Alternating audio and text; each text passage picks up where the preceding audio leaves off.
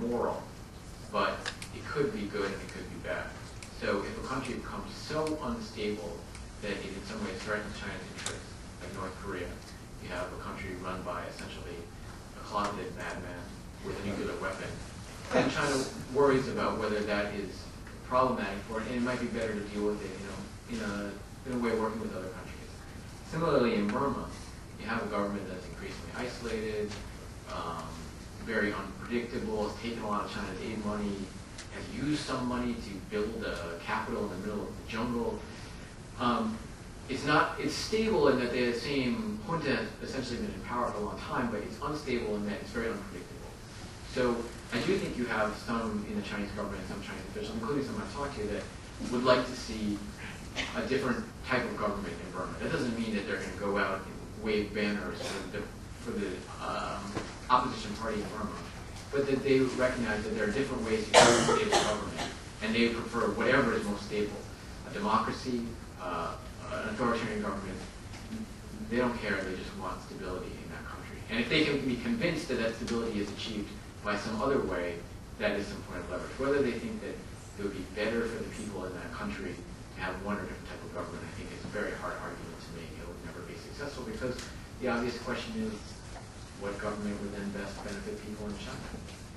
But in terms of working with the Chinese, I think the U.S. government has increasingly started to play on that idea that China desires stability, and some of the countries it has a relationship with are unstable precisely because they're run by such poor the government leaders. So stable tyranny is okay. Stable, reliable tyranny is okay. Stable democracy would be okay too. I'm not saying that.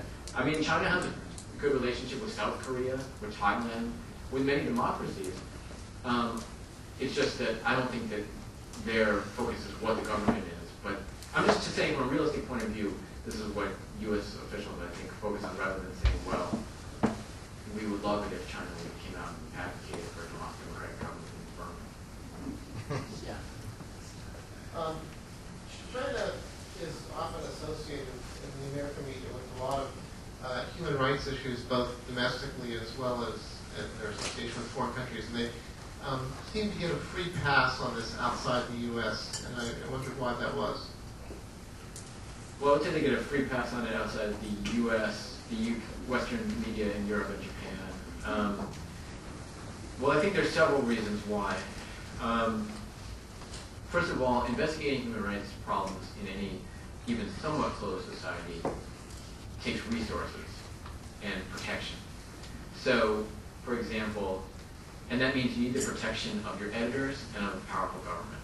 So when the New York Times was blocked on the mainland for a long time, they were unblocked partly because the editor of the New York Times went to Johnson in and said, we would appreciate it if you could unblock the New York Times. That's a true story. By comparison, the Straits Times, which is Singapore's major English newspaper, the Straits Times reporter was arrested for unclear why, but possibly he had gotten some information about Zhao Ziyan, who was the former very powerful person in China at the time of Tiananmen, and later was under house arrest for a long time. And he was arrested, and I don't know what the Singapore government or his Hong Kong permanent resident had done for him, but whatever they've done hasn't helped that much because he's still in jail. Whereas by comparison, the New York Times researcher who was arrested for similar but different reasons, he was arrested, but his term was very, very light by what people had expected. And the New York Times advocates for him aggressively. The New York Times reporters do, the editorial board do, they're very aggressive. So reporting in China is not an easy thing, and you need the coverage and backup of a substantial media organization. The second thing is I think that, to be fair, in a lot of those countries, in a lot of developing countries, the local media, not only because of resources, but just because of the way the media is set up, has so much on their plate to deal with local issues. Not that the United States doesn't also, but, you know, like in Indonesia is a good example I mentioned before. Indonesian journalists, they spent, many of them who are, you know, my age or older, they spent years and years and years in their own authoritarian system fighting for rights to cover stories in their own country. And now that they've been a democracy for roughly a decade, they want to write about interesting stories in their own country because they haven't had this freedom for a long time. So maybe foreign coverage suffers to some extent as well.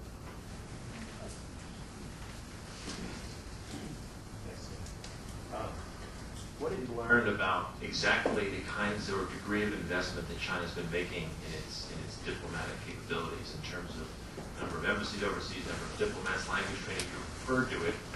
Do you have any sense of sort of the 10-year trend in just how much they are really investing in their diplomatic footprint?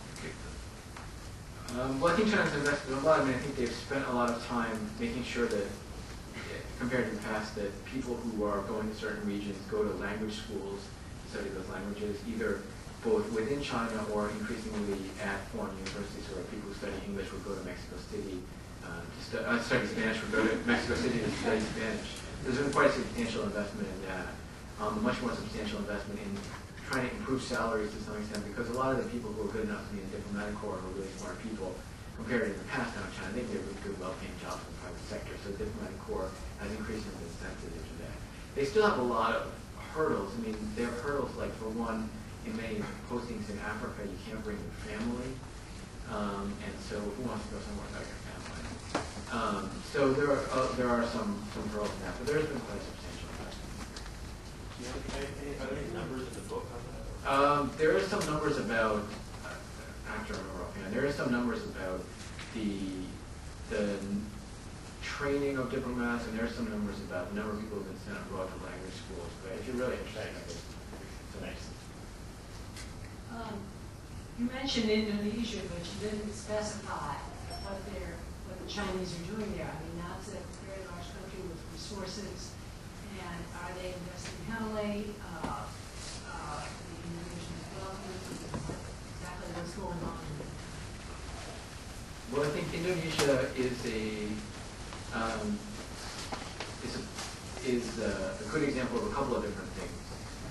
It's a good example of investment by a few big Chinese oil and gas companies. They've been very heavily invested in recent years in liquid natural gas there. Indonesia has a lot of liquid natural gas. And also, to some degree, growing. There's two major types of kind of investment. You have big oil and gas companies, resource companies, and then just a lot of small private business people who are not linked to the state. There's starting to be a lot more small private business people trading there too. The Indonesian government is happy to have as many people investing in oil and gas as possible. It obviously helps them play off other actors. The Chinese have been relatively successful there, I would say.